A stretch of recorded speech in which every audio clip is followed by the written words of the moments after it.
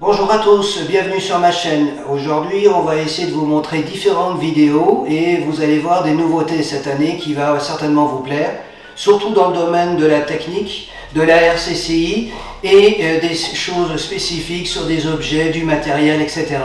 J'espère que cette petite vidéo qui va suivre va vous plaire et vous allez voir qu'il y a des choses très intéressantes pour ceux qui veulent connaître davantage ce que c'est que la recherche de causes d'incendie.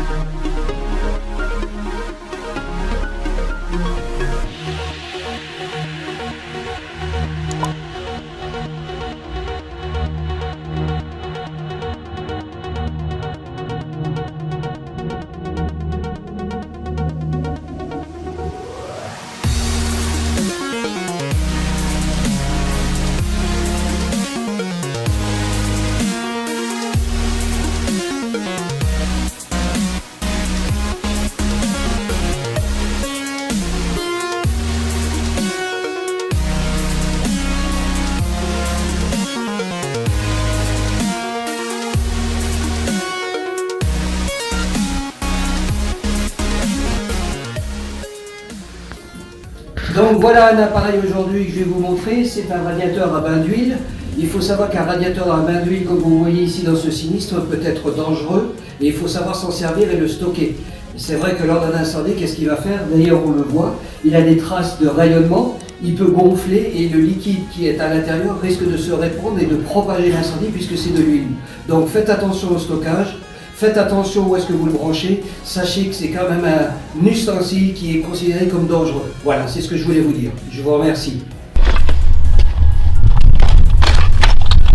Aujourd'hui, on va parler d'un radiateur à bain d'huile. Comme vous le voyez, vous avez celui-là qui a été trouvé dans le sinistre et celui-ci que j'ai amené de façon à faire un comparatif. Alors, c'est pas la même marque, c'est pas le même modèle, mais c'est simplement pour vous montrer son fonctionnement en ordre général.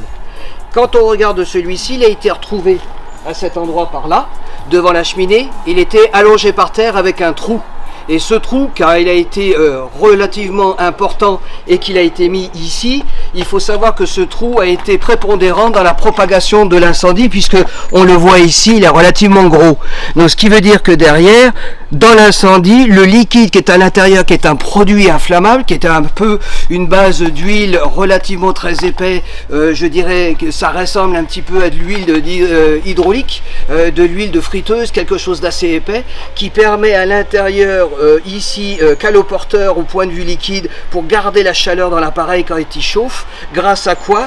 Grâce à ici, je dirais, à la résistance chauffante qui permet au radiateur de monter en puissance quand il est branché. Or, dans ce sinistre, ce radiateur n'était pas branché électriquement, mais il a perdu son liquide par effet justement de l'ouverture de cette partie et qui a répandu le liquide et qui a propagé l'incendie dans l'appartement.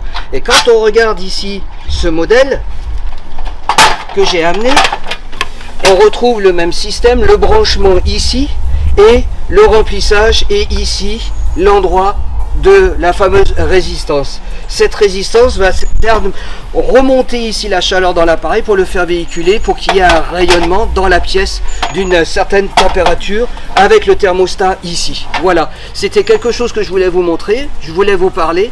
Il faut savoir que ça, dans un incendie, c'est pour nous enquêteurs un élément très très important de propagation d'incendie. Il faut savoir que ça, c'est quelque chose qui est considéré comme dangereux si on l'utilise mal ou si on le stocke mal. Voilà, c'était quelque chose que je voulais vous faire part, c'est quelque chose que j'avais envie de vous parler aujourd'hui dans cette petite vidéo et de vous montrer que grâce à ça, au développement de l'incendie, il y a eu des conséquences dramatiques. Voilà, je vous remercie, je vous dis à très bientôt, au revoir.